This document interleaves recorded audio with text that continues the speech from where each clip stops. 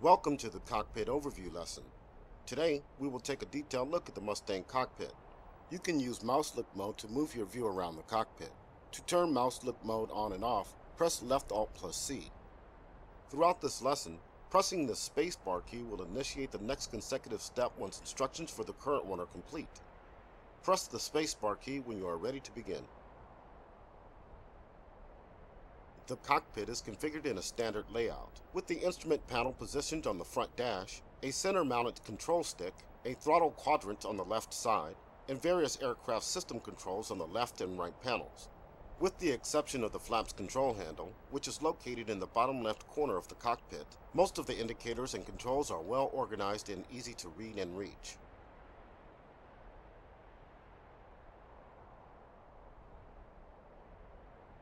Moving on to the instrument panel, the upper left corner houses the remote indicating compass.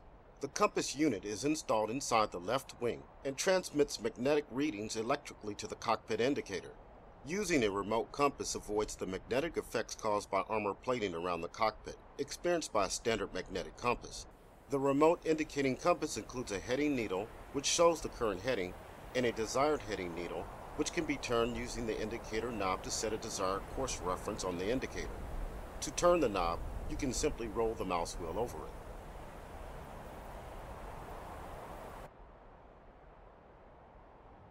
To the right of the remote indicating compass is a standard clock. The winding knob can be used to set the time.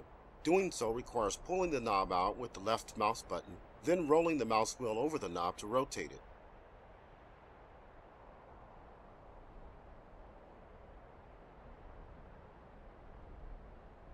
The suction gauge indicates the amount of pressure in inches of mercury being generated by the engine vacuum pump.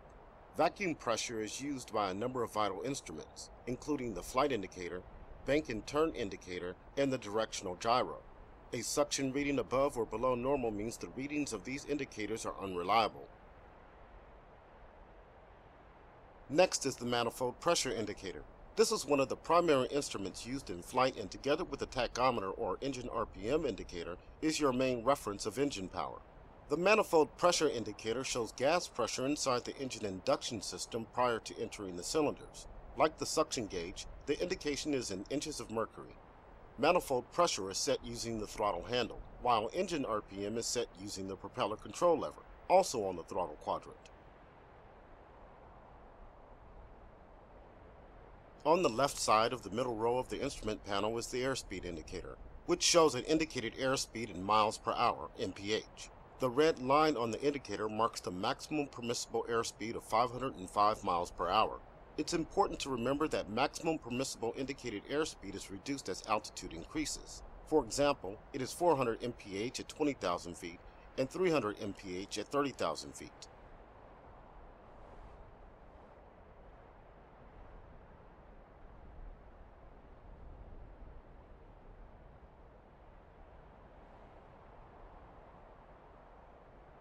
In the left center of the instrument panel is the directional gyro, which shows current heading. The instrument can be caged and the heading adjusted manually by pushing in and rotating the indicator knob.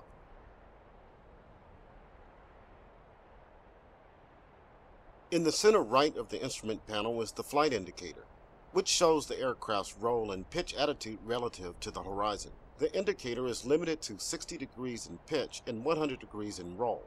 The instrument can be caged or uncaged using the caging knob in the lower right corner of the indicator. The horizon level can be adjusted vertically using the pitch adjust knob.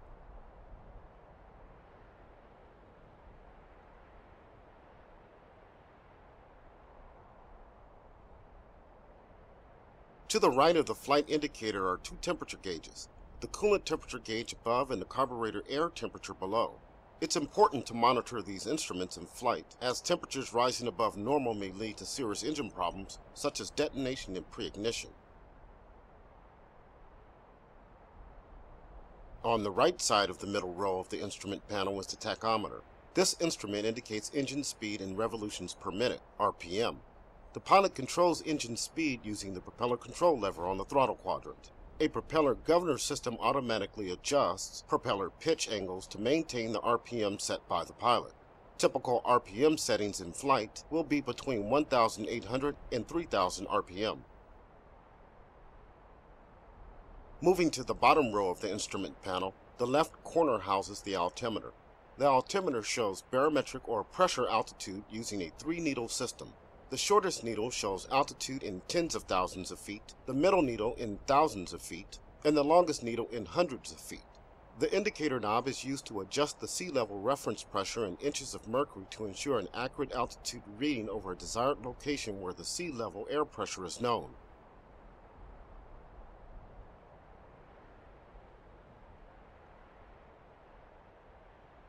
Next is the bank and turn indicator, primarily used to maintain coordinated flight and minimize side slip. The vertical needle of the instrument indicates turn rate, and the slip ball indicates side slip or side skid. In flight, the pilot maintains the ball's center by using stick and rudder controls or aileron and rudder trim.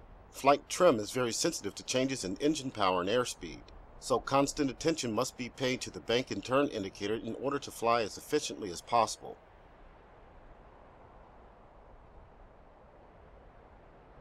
To the right is the rate of climb indicator, which shows the climb rate in thousands of feet per minute. Further to the right is the accelerometer, or G-meter.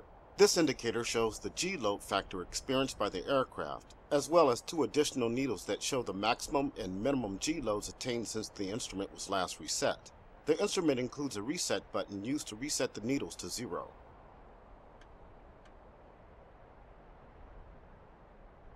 Finally, on the very right is the engine gauge. This instrument includes 3 indicators: the oil temperature gauge, oil pressure gauge, and the fuel pressure gauge.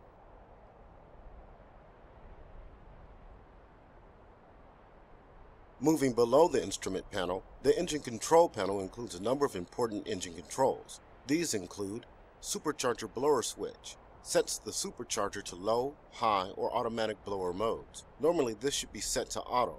The jewel light indicator lights up when the supercharger kicks into high blower mode. Fuel booster switch turns the fuel booster pumps on and off.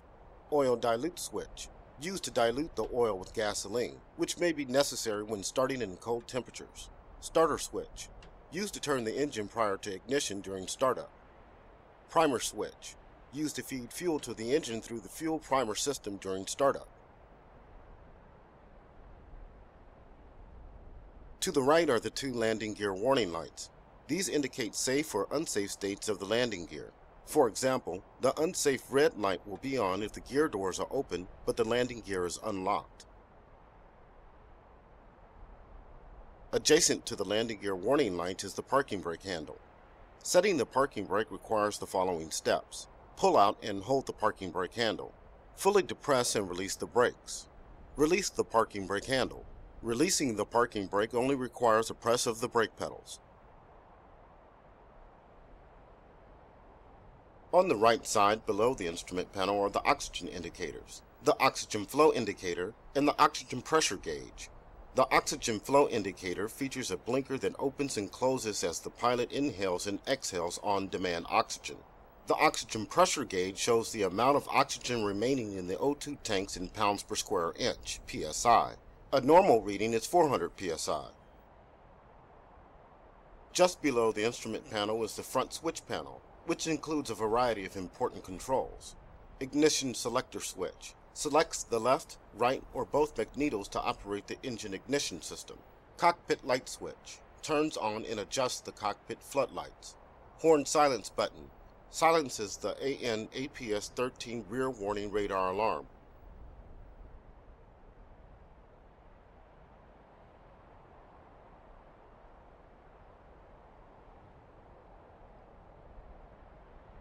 Below the front switch panel is the fuel control panel.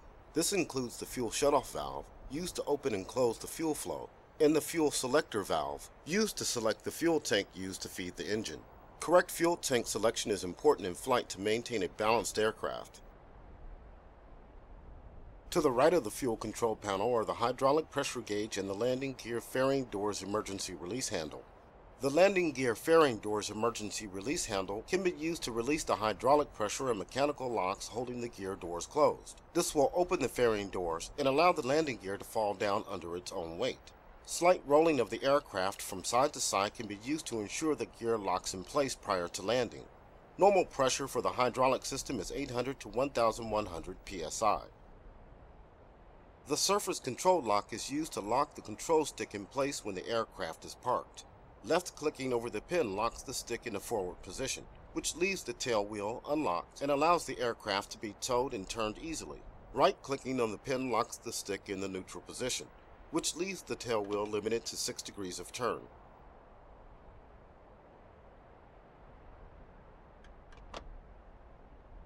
Moving to the left side of the cockpit, the throttle quadrant dominates the forward section.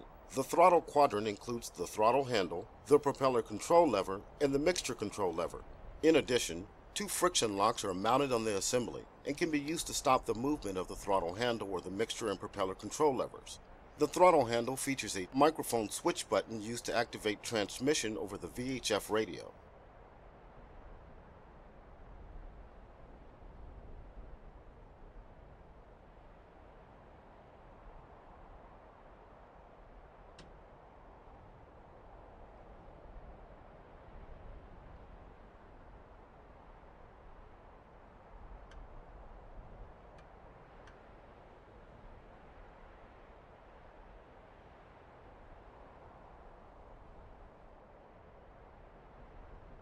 Moving back from the throttle quadrant, the radiator air control panel includes switches to operate the coolant and oil radiator flap doors. These are usually kept in automatic, but can be opened and closed manually when necessary.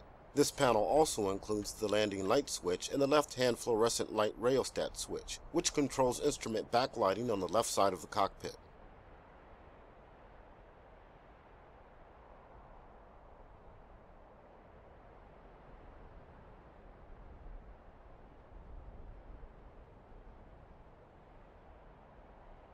Three trim wheels are used to set the aileron, rudder, and elevator trim. Take off with 5 to 6 degrees of right rudder trim to help compensate for engine torque. Trim settings in flight may vary depending on flight conditions.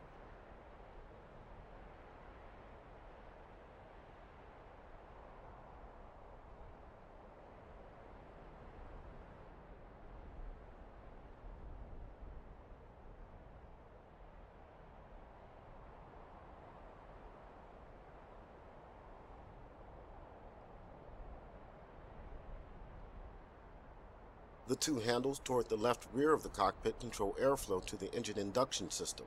The ram air control handle controls whether air is ingested through the main intake under the nose or filtered intakes on either side of the nose. Filtered air is used when icing of the intake develops. The hot air control handle opens a vent door in the engine compartment to allow warm air to enter the carburetor. This can be done below 12,000 feet when icing of the carburetor is a danger. Probably the most awkward control in the cockpit is the flaps control handle in the bottom left corner. The flaps can be set from 0 to 47 marked 50 degrees in 10-degree increments. The landing gear control handle is also on the left side. The handle is pulled in and moved up or down to raise and lower the landing gear as desired. The gear should only be moved when it's locked in either the up or down position.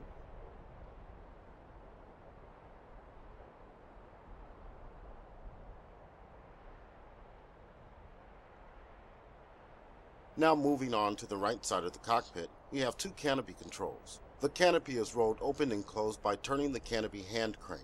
The red handle is the emergency canopy release. When pulled, this will unlock the canopy and it will fly off into the slipstream.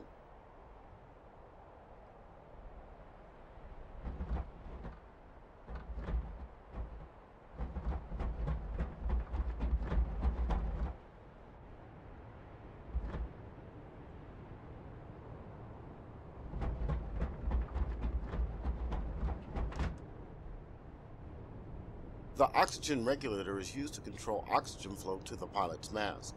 The oxygen diluter lever, marked with yellow stripes, is used to set normal diluted oxygen or 100% oxygen.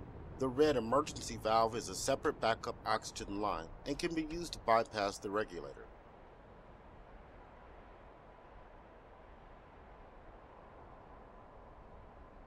The recognition light's keying switch is used to flash the recognition lights installed on the other side of the right wingtip when they are set to key mode on the electrical panel. The lights turn on for as long as the keying switch is held down and off when it is released.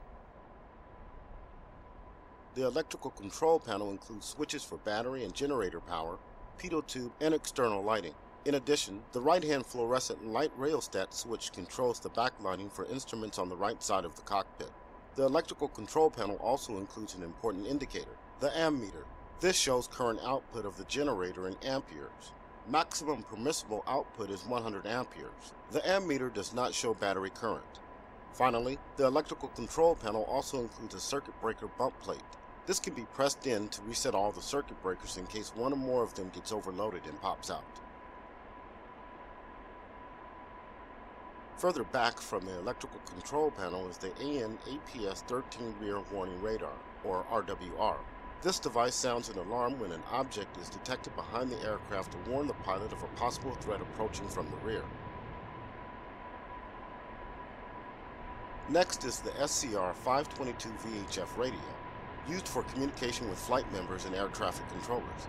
The radio features 5 channels, the frequencies for which are preset and cannot be changed in flight. You should consult your mission briefing prior to starting a flight to ensure your radio is set up to contact ATC towers in your vicinity. The remaining radio systems, including the homing adapter, IFF transponder, and Detroller range receiver, are not functional in this aircraft.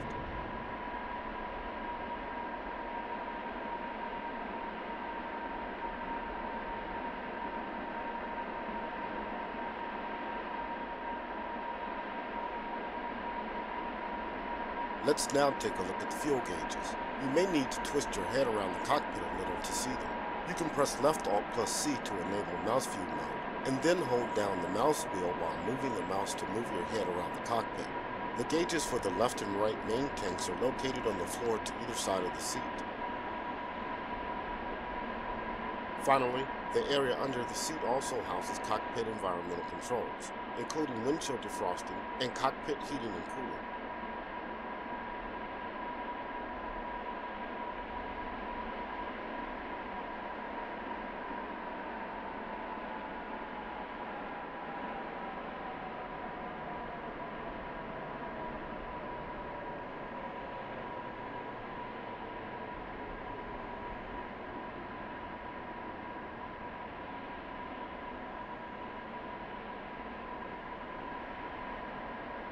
This concludes the cockpit overview lesson.